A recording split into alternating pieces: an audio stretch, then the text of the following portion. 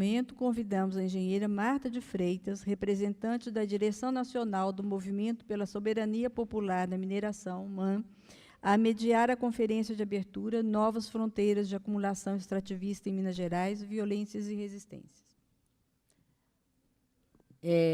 Cumprimentando, né, aqueles que chegaram depois da abertura, né, queria aqui convidar, né, o professor Daniel Mota Neri, um dos grandes batalhadores aí dessa fronteira aí da questão da mineração, né? O Daniel, né, é físico, mestre em História da Ciência pela Universidade Federal de Minas Gerais, doutor em Política Científica e Tecnológica pela Universidade Estadual de Campinas, e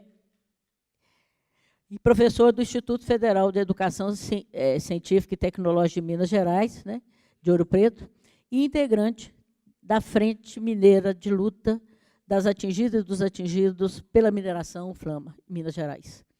É um companheiro, né, eu prefiro dizer assim, é um grande companheiro, que vem aí junto, né, e também, né, a gente tem orgulho dele fazer parte do grupo de pesquisadores e professores da temática mineração do MAN.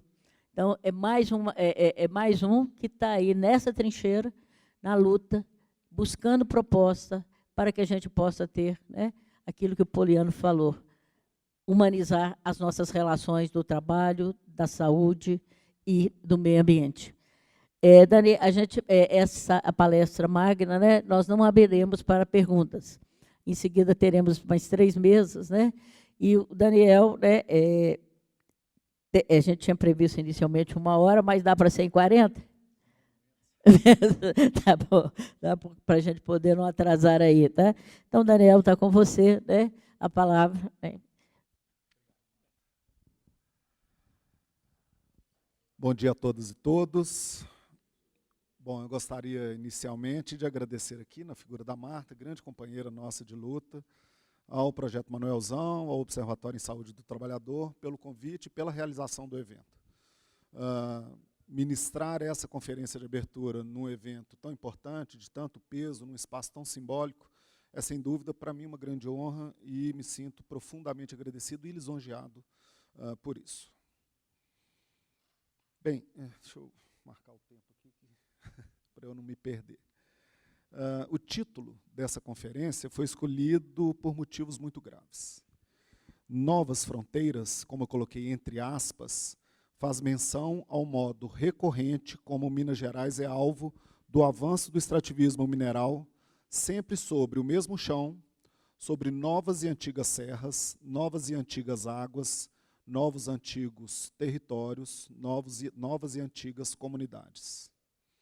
Do ouro ao lítio, passando por já quase um século de devastação causada pela extração do minério de ferro, a tragédia da mineração em nosso estado se agudizou nas últimas décadas em função do boom de commodities do início do século XX e as consequências do aumento em larga escala da extração de minério de ferro em terras gerais. 2 dos principais desdobramentos desse movimento do grande capital foram os grandes rompimentos de barragens de rejeito de mineração. Em 2015, após o rompimento da barragem de Fundão, da Samarco Vale BHP, esperava-se por iniciativas de fortalecimento da política ambiental no estado. No entanto, o que se viu foi uma série de alterações legais e infralegais promovidas no âmbito do licenciamento ambiental. Iniciava-se ali uma nova estratégia de acumulação capitalista, a captura de um desastre para a abertura de novas fronteiras de mineração e exploração. O desmonte da política ambiental pós-crime de Mariana se relaciona intimamente com a tragédia seguinte em Brumadinho, em 2019, onde 270 pessoas, a maioria trabalhadores, foram destroçadas pelos rejeitos da barragem de córrego do Feijão da Vale, em Brumadinho. Frente ao segundo desastre ambiental de grandes proporções, seria de se esperar que o poder público e a sociedade civil organizada finalmente se movimentassem em torno de ajustes no sistema de licenciamento que incidissem sobre a segurança de barragens de mineração, com o aumento do poder do controle público estatal sobre esses empreendimentos, pelo menos no que dizia respeito à salvaguarda do ambiente potencialmente impactado por eles. No entanto, o que se viu mais uma vez foi o resultado diametralmente oposto. Usufruindo da comoção causada pelo massacre em Brumadinho, as empresas de mineração, em sofisticados arranjos com agentes estatais de diferentes poderes e diferentes esferas, encontraram novas formas de estender seu controle sobre os territórios. Desenvolveram novas formas de governança, criaram novos arcabouços jurídicos e estabeleceram novas formas de acumulação. Um exemplo ardiloso ficou conhecido como terrorismo de barragens. Por meio da manipulação de laudos e elevação artificial dos níveis de risco de barragens, milhares de pessoas foram e continuam sendo removidas de suas casas em territórios onde essas empresas mantinham e mantêm algum interesse minerário para nunca mais voltarem. Por meio da gestão dos desastres, a fronteira mineral continuou e continua se expandindo. Os crimes de Mariana e Brumadinho, os lentos e injustos processos de reparação, o terrorismo de barragens e todos os demais conflitos deles resultantes poderiam ser interpretados como resultados da falha do ordenamento jurídico brasileiro? Podemos esperar que natural ou espontaneamente, por meio de mecanismos políticos e jurídicos próprios da democracia capitalista, práticas como essas tendem a ser minimizadas em nossa sociedade? Podemos esperar que, num futuro próximo, alcancemos um modelo de exploração mineral racional que leve em conta princípios éticos, morais e ambientais? Vejamos. Nos últimos anos, Minas Gerais tem se mantido como o principal extrator de minério de ferro no país, principalmente de cidades da região central do estado, onde minérios e água dividem o espaço com cerca de 4 milhões de pessoas, o chamado quadrilátero aquífero-ferrífero. Não estamos falando de pouco minério. 82% das reservas de minério de ferro no Brasil se encontram em Minas Gerais, sendo que metade dessas jazidas se localizam aqui no quadrilátero. Isso corresponde a 11,5 bilhões de toneladas de ferro das 170 bilhões de toneladas de reservas mundiais conhecidas. Extraindo mais de 300 milhões de toneladas anualmente, com faturamentos da ordem de 100 bilhões de reais por ano, se compreende, por exemplo, como somente a Vale lucrou em 2023 cerca de 40 bilhões de reais, valor já ultrapassado nesse ano de 2024. Mas também estamos falando de muita água. Para cada tonelada de minério retirado, perdemos em água subterrânea, em média, 10 mil litros de água.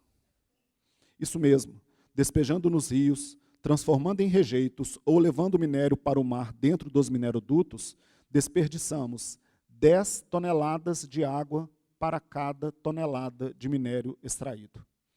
É importante entender, o nosso minério de ferro é uma rocha aquífera, porosa, retentora de água em sua estrutura. O nosso minério de ferro é a nossa principal caixa d'água. A formação Cauê e a formação Gandarela, esta última, o último aquífero de topo de morro preservado no nosso quadrilátero, são reservas responsáveis pela recarga hídrica, nada mais nada menos do que do Rio das Velhas, que abastece cerca de 40% da população da região metropolitana de Belo Horizonte. Além disso, nossas montanhas contêm áreas de preservação permanente, com regiões de Mata Atlântica primárias ou em alto estágio de regeneração, fundamentais para a conservação da nossa biodiversidade. Abriga espécies únicas e ameaçadas de extinção. Contém sítios arqueológicos e cavidades naturais de alta relevância, como a Paleotoca, que abrigou mamíferos gigantes, animais da megafauna, que viveram na região no passado e que se encontram extintos há pelo menos 10 mil anos. Bom, estes são os cenários. E aí vem as perguntas. Por que a mineração tem prioridade sobre essas áreas? Por que o minério é mais importante que a água? Ou mais importante que a paisagem? Será por causa do seu valor comercial? Será por causa da CEFEM, que é a royalty da mineração no nosso país? Como a atividade minerária se sai quando a sua propaganda enquanto geradora de empregos, geradora de renda e desenvolvimento é contrastada com a realidade? E, finalmente, a minério-dependência é real? Vamos lá. Um levantamento realizado no ano de 2022 pelo Fórum Permanente São Francisco é bem revelador. Os dados evidenciam uma participação pífia do setor mineral, tanto no que diz respeito à participação no PIB, quanto ao percentual de participação no valor agregado na economia do Estado de Minas Gerais. Enquanto no valor agregado o setor mineral mal ultrapassa os 4%, o PIB sequer chega a 4% na nossa economia. E esse valor não ultrapassa nem 1% quando se fala em termos de Brasil. E quanto aos empregos? Dados levantados pelo diagnóstico do setor mineral de Minas Gerais revelam que a taxa de ocupação no setor extrativo até acompanha a curva geral de crescimentos dos empregos, porém mantendo participação medíocre no quantitativo total de empregos gerados no Estado, ou seja, da ordem de 1%. Ah, mas o desenvolvimento, dizem. Vejamos. Alguns números podem ser tomados como bons indicadores sobre as condições de vida em municípios mineradores da nossa região.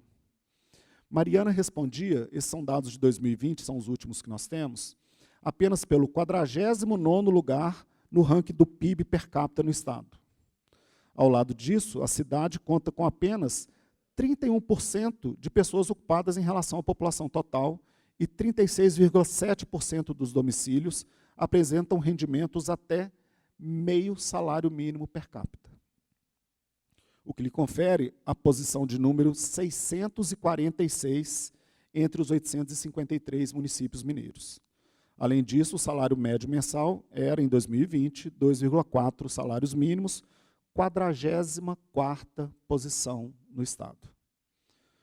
Em Brumadinho, os números são semelhantes. O PIB per capita, 57 mil anuais, que o coloca na posição número 38 no Estado.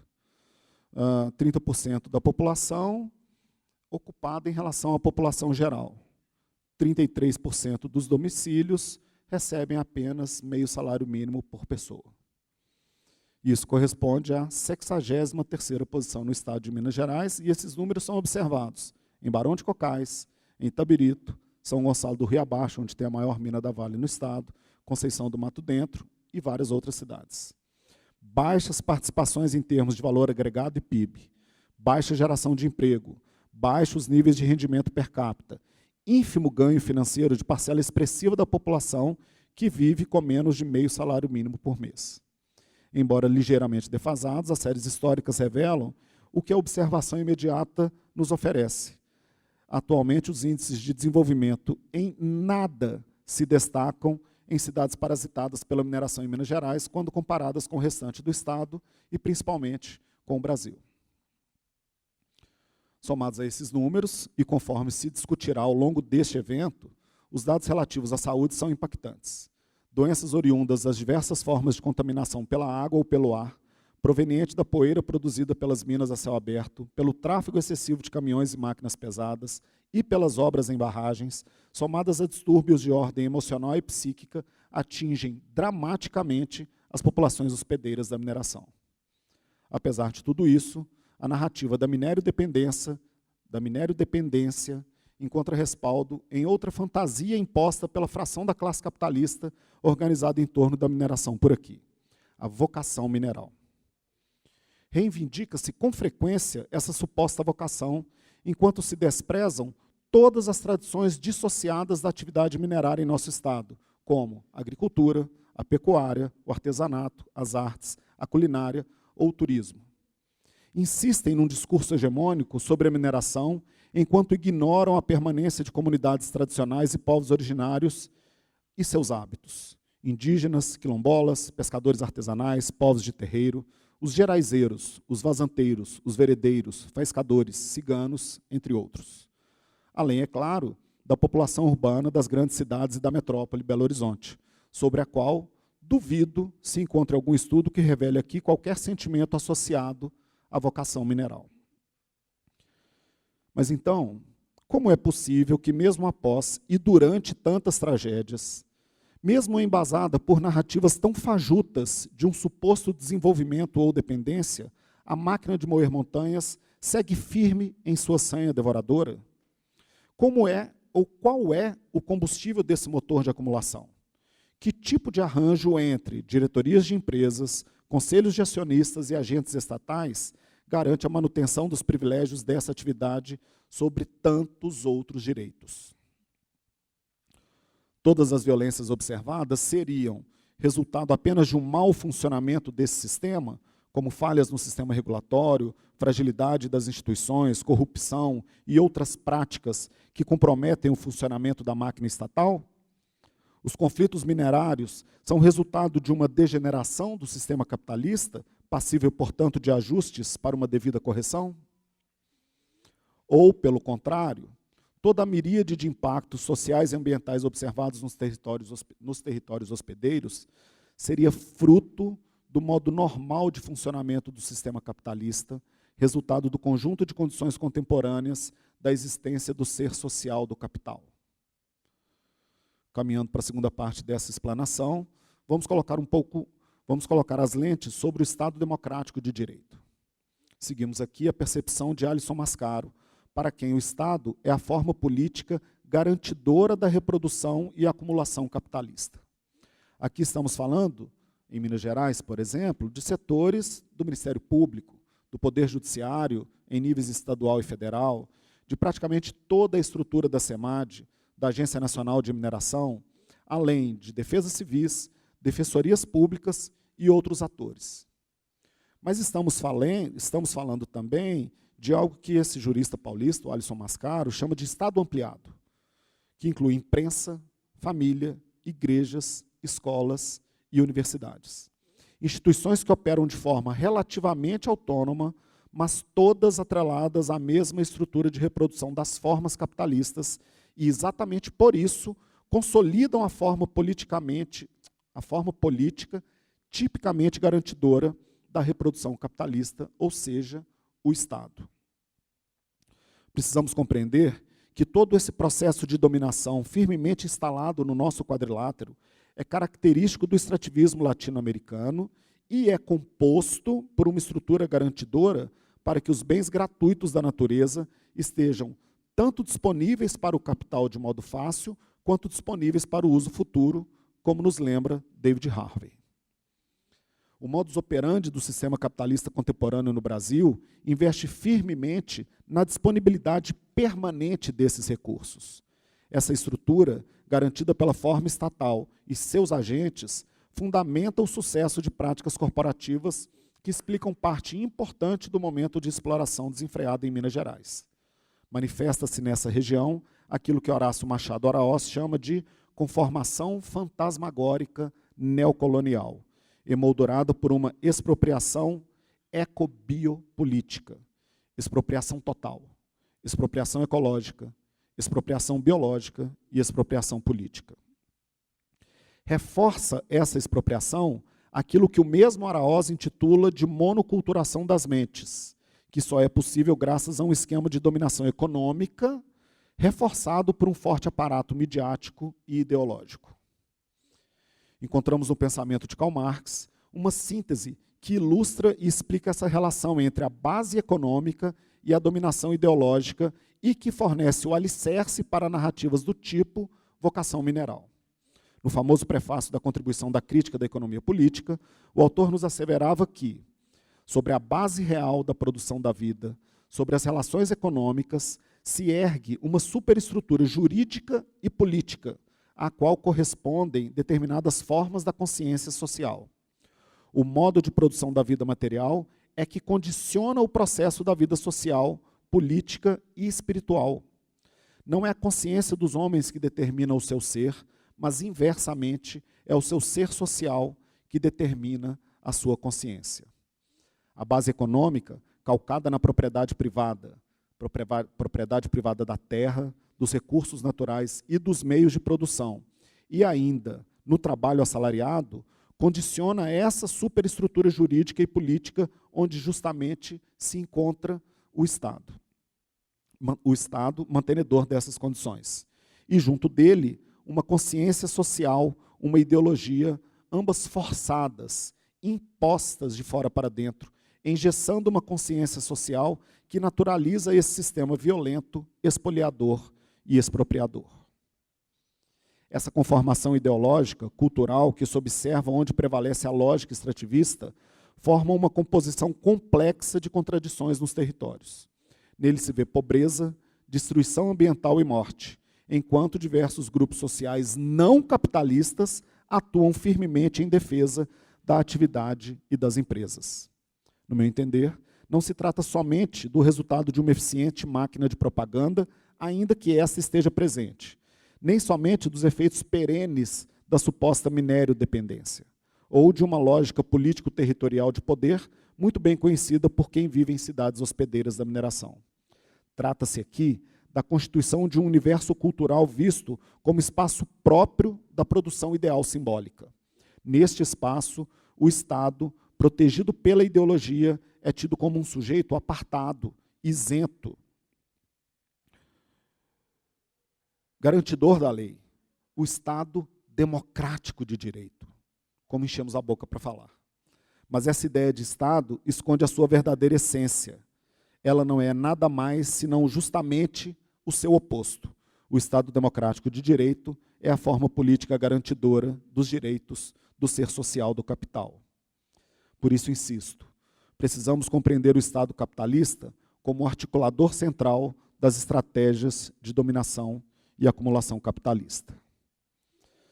Antes de encerrar, mais algumas perguntas. Haveria um núcleo lógico, um núcleo de inteligibilidade funcional que possa presumir um sujeito coletivo dirigente, talhando a forma política estatal, organizando outras formas sociais em prol da manutenção dessas condições ótimas para a acumulação capitalista? Haveria esse sujeito de forma subjacente à condução desses processos? Desconfio que, se quisermos empreender uma luta ambiental possível, com alguma chance de sucesso, precisamos, inicialmente, identificar esse sujeito, que aqui chamo de ser social do capital. São nossos governantes e políticos? Ou estão eles nos tribunais? Seriam os CEOs das mineradoras? Os acionistas? Quais acionistas? Todos? Talvez alguns até sentados aqui neste momento. Seríamos todos nós que dependemos da produção capitalista para garantirmos a manutenção de nossas vidas? Afinal, quem é o nosso inimigo? Onde ele está? Como vivem? Onde andam? Não é assim que fala no programa? Outra pergunta sobre a qual temos que nos debruçar é: qual é o futuro desse Estado? Qual é o futuro do Estado do capital? Clemens Lachevsky nos lembra que, atualmente, muitas corporações transnacionais têm faturamentos maiores do que os PIBs de vários países por elas exploradas, intensificando assimetrias internacionais e dependências estruturais entre centros e periferias. Segundo Paulo Sérgio Tumolo, outro pensador, essa situação poderia levar os Estados nacionais a um processo de decomposição lenta e gradual, uma vez que sua base de sustentação, os mercados nacionais de produção de capital sob controle das burguesias nacionais, já deixou de existir. Se essa hipótese persistir, pergunto: onde e como ficarão os aparelhos estatais de representação, de controle e regulação que ainda nos servem como amparo nas lutas contra aquilo que Horácio Araoz chama de moinho satânico da mineração? O cenário é assombroso e encerra dúvidas. O Estado neoliberal caminha para um grande Estado do capital ainda mais poderoso, mais voraz em sua sanha de acumulação? Qual seria a saída para esse labirinto capitalista? Temos escapatória pela via democrática? Temos outras opções? Ellen Melkins Wood defende que é preciso resgatar em Marx a esperança na organização livre dos trabalhadores, dos despossuídos, de todos aqueles obrigados a venderem suas forças de trabalho para garantirem suas sobrevivências, como forma de subverter a ordem capitalista. Entretanto, qualquer organização que se baseie na ordem democrática capitalista nos colocaria sujeitos também aos imperativos de mercado, mercadorização, concorrência, lucro e etc. Estaremos lutando contra o capitalismo, jogando com as regras do jogo capitalista. Por isso, e apesar disso, a autora estadunidense insiste em que devemos buscar não apenas formas novas de propriedade, mas também um novo mecanismo motor, uma nova racionalidade, uma nova lógica econômica. pensando em como o extrativismo mineralizou a alma humana, precisamos trabalhar nessa desmineralização. Além de modificar nossa base econômica e superar o capitalismo, precisamos também arrancar de nossa mentalidade as ideias de desenvolvimento, de crescimento. E isso não deve ser tarefa fácil. Basta ver quantos aqui, entre nós, nas universidades, em outros espaços críticos, ainda apostam fichas, por exemplo, na ideia de desenvolvimento sustentável. Ou quantos aqui estão dispostos a enfrentar alguns dogmas que servem de amparo a esse Estado que fornece as condições para a acumulação capitalista. Creio que somente a partir da compreensão mais ampla e abrangente da forma com que o Estado e capital forjam nossas subjetividades simbólicas é que poderemos erigir e construir a nova racionalidade proposta por Wood. A mineração, o extrativismo, o desenvolvimento, o crescimento econômico se tornaram dogmas, formas consolidadas de uma única forma de se ver o mundo, de se pensar a produção e a reprodução da vida. O modus operandi das empresas mineradoras, a forma política estatal e seus agentes, fortemente amparados pela ideologia e pela religião, são, na verdade, manifestações particulares dessa totalidade estruturada do ser social do capital. Ainda assim, no interior dessa totalidade, resultado dessa mineralização da condição humana, surgem experiências de resistência que acendem uma vela na escuridão. A violência lenta imposta pela mineração em Minas Gerais não apagou a chama de resistência que arde em nossa gente. Mesmo arrasadas pelos 2 grandes rompimentos de barragens, diversas comunidades atingidas, povos indígenas, quilombolas, ribeirinhos das margens dos rios Doce e Paraupeba, seguem em luta pela reparação integral. Em outros diversos territórios, pessoas removidas pelo terrorismo de barragens e outras formas brutais de expropriação se organizam em comitês e frentes de luta em defesa dos direitos das pessoas atingidas pela mineração. Na Serra do Gandarela, no Cerro, em Manhuaçu, na Serra da Serpentina ou na pequena comunidade de Botafogo, em Ouro Preto, e em tantos outros territórios, as lutas pelas águas e pela paisagem, pela manutenção dos seus modos de vida e a defesa dos seus territórios livres de mineração, emergem como forças resistentes e não resilientes contra as relações assimétricas nos espaços de disputa física e jurídica pela preservação dos territórios. Enquanto isso, nas universidades, grupos de estudos e pesquisas se engajam, atuando nas controvérsias sociotécnicas contra as tentativas de silenciamento e as tentativas de construção de narrativas que obliteram os saberes das comunidades, apagam os modos de vida tradicional e insistem no ideal simbólico minero-capitalista como a única opção possível. Podemos não ter as respostas, mas muitos aqui, hoje inclusive, em muitos espaços, estão dispostos a buscá-las e vêm oferecendo resistência combativa frente à mercadorização, à despossessão, à expropriação de nossos territórios, de nossos corpos e de nossas mentes. Termino aqui com uma famosa citação de Marx, mais uma vez. Os homens fazem a sua própria história, mas não a fazem segundo a sua livre vontade. Não a fazem sob circunstâncias de sua escolha, e sim sob aquelas com que se defrontam diretamente, legadas e transmitidas pelo passado.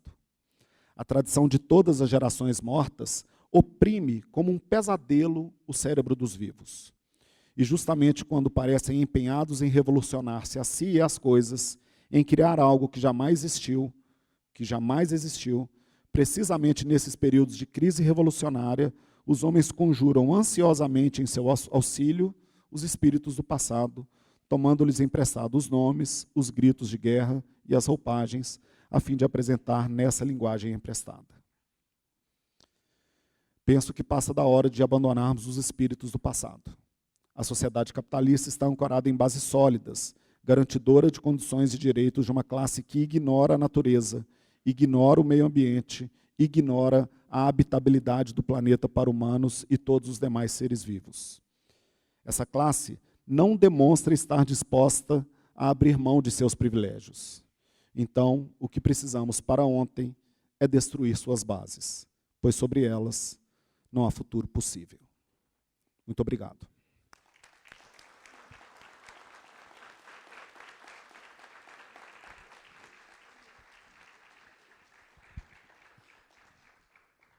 Como era esperado, né? Brilhante, muito obrigado. Daniel, você trouxe aqui para o debate hoje, né, das 3 mesas que seguem, né, perguntas e inquietudes. Você traz aqui para a gente o grande diálogo, né, que todos nós reproduzimos, né, que os minérios são essenciais. Mas quais minérios são essenciais? Que a gente não vive sem computador, sem isso ou aquilo? Ou a questão da discussão, inclusive, né, da reciclagem. Será que precisamos extrair tanto minério de ferro? Ou já dá para reciclar? Então, traz para a gente perguntas e inquietudes. Mas eu acho que a questão mais importante que eu aprendi aqui é que a gente precisa botar na pauta. As mineradoras aprenderam e usam os crimes que cometeram e agora, com a impunidade que está sendo dada a elas, aumentar seu poderio. Elas aprenderam. E nós, gente? O que é que aprendemos com as lições dos crimes cometidos? E não foram só Vale em Brumadinho, Vale, BHP e Samarco em Mariana. Só esse século, em Minas Gerais, romperam 9 barragens. Mais silenciosas ou não, mas são 9 barragens que tiraram vidas, que mudaram a questão da população. Nós temos mais de 30 barragens em algum nível de instabilidade. Nós temos barragem ainda da iminência de romper a qualquer momento. Mas nós precisamos, inclusive, eu acho que os dados que você traz, Daniel, é que a gente precisa, inclusive, sair do discurso apenas da questão dos riscos das barragens e ampliar o nosso discurso. O discurso dos impactos que a mineração causa e para que minerar. Então, eu acho que a gente precisa, você traz aqui questões fundamentais. Desenvolvimento sustentável, empregabilidade, receita, dependência. O que é que isso significa, de fato, nas balanças? Todos os municípios que eu pesquisei, você traz isso, né, de muito importante, todos os municípios minerados que eu pesquisei, o IDH é abaixo da média do Estado, da média nacional. A mineração não gera riqueza para a sua população. Ela não gera direitos, não gera emprego para a sua população. Ela gera lucro para alguns poucos, sendo que a maioria deles, inclusive, não estão aqui. Então, você traz para a gente inquietudes, perguntas que talvez não conseguimos responder hoje, mas que move a luta que você e tantos outros, né, fazem nessa discussão da mineração. Muito obrigada.